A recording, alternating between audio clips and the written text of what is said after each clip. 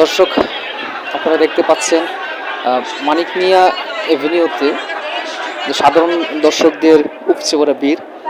তারা আসলে আজকের এই দিনটি 5ই আগস্ট, যেটা 36শে জুলাই বলা হয়, সেই দিনটিকে জাতীয় গণ অভ্যুত্থানের দিবস হিসেবে পালন করছেন। আজকে বিজয় উল্লাস করছেন। আমরা তরুণদেরকে দেখতে পাচ্ছি, ছোট বড় সব বয়সের মানুষ এখানে আছে।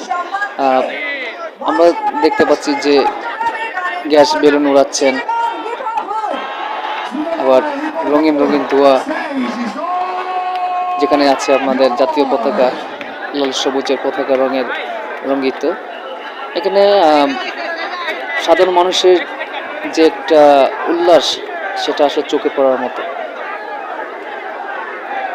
আমরা দেখতে পাচ্ছি হাতে পতাকা নিয়ে উড়াচ্ছেন, কেউ বা স্লোগানে মুখরিত হচ্ছেন।